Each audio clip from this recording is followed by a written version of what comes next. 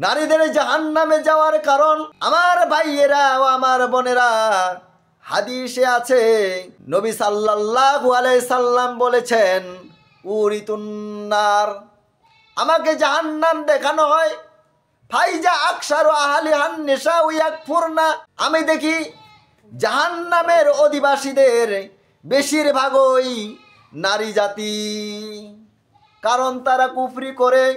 জিজ্ঞেস করা হলো তারা কি আল্লাহর সঙ্গে কুফরি করে? নবী সাল্লাল্লাহু আলাইহি সাল্লাম বললেন, তারা স্বামীর অবাধ্য হয় ও কৃতজ্ঞ হয়।